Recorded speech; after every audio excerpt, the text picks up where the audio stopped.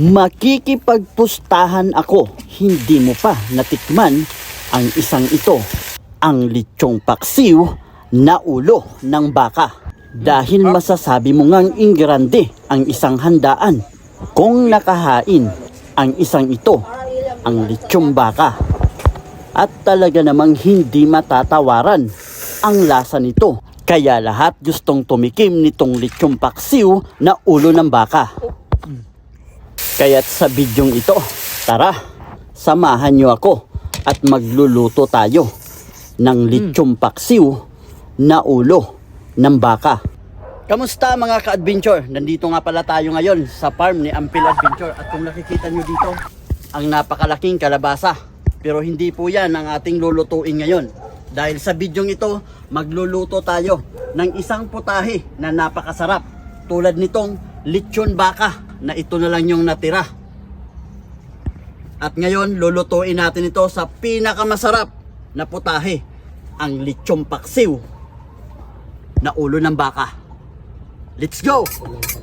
So yun guys, ito na yung ating ulo ng baka. So ang gagawin natin dito, i-slice lang natin. At agad na nga natin itong hiniwa sa maninipis at maliliit lamang. Kayo mga ka-adventure, na-try nyo na bang magluto ng ganitong klaseng putahe? Pa-comment naman po dyan sa baba at pabanggit na rin kung taga saang probinsya kayo para alam din namin kung hanggang saan umabot itong aking video. At huwag din kalimutan na pindutin ang heart button at i-share ang bidyong ito. At kung hindi ka pa nga po nakapag-follow, ay pa-follow naman ang aking page na Nyuko Adventure. At mula nga dito sa maliit na farm ni Ampil Adventure, kumuha tayo ng sibuyas at sangig na gagamitin natin para sa ating lechong paksiw na ulo ng baka. Kumuha na rin tayo ng sili para mayroong kunting kurot ng anghang ang ating lechong paksiw.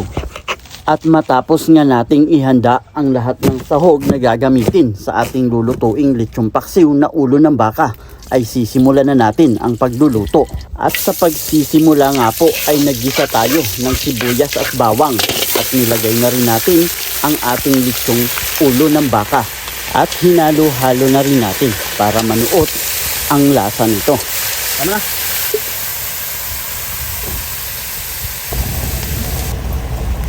At nilagyan din natin ito ng konting suka. At syempre, ang espesyal na sarsa na noon pa man ay ginagamit na sa lechong paksiw, ang Mang Tomas. At matapos nga po ang halos 2 oras ng proseso ng pagluluto nitong lechong paksiw na ulo ng baka, ay naluto na. Kaya naman nilagay na natin ang ating sangig na magpapabango at sili na magbibigay anghang sa ating lechong paksiw. Nilagyan din natin ito ng dahon ng sibuyas, dagdag aroma. At kung natakam nga po kayo sa aking putahe, ay papindot naman ang heart button at huwag din kalimutan na i-share ang bidyong ito. At kung hindi ka pa nga po nakapag-follow, ay papalo naman ng aking page na Nyuko Adventure.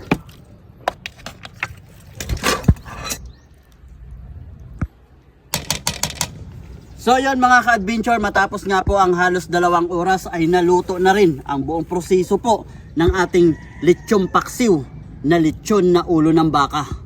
So yun guys, titikman na natin. So unahin muna natin yung sabaw.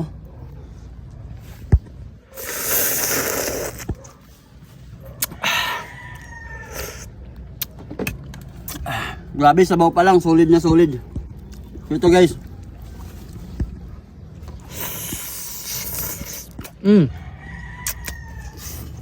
Guys, may bone marrow. Oh. Grabe, banghap.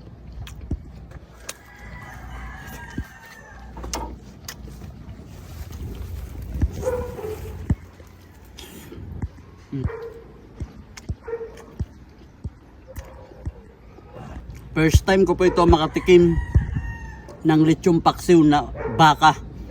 So kaya naman susulitin na natin.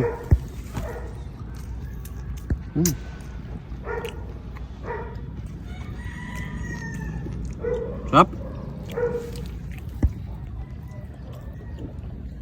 So nga, dahil lechon na siya, hindi na siya matigas, malambot na.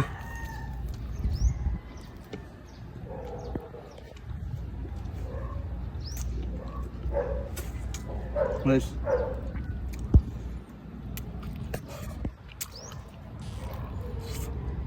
Up.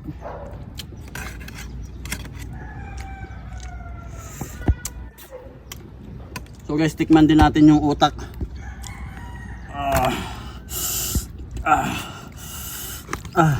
Grabe. Tigas. So guys, utak ng baka guys. Hap. Malinamnam. Sobrang init. Guys, oh.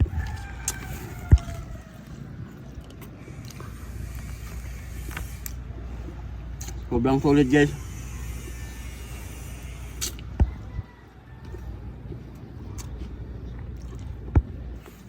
So yun guys, kung nagustuhan nyo po at natakam kayo sa ating lechong paksiw na baka, pa-comment naman dyan sa baba at pabanggit na rin kung taga saang probinsya kayo.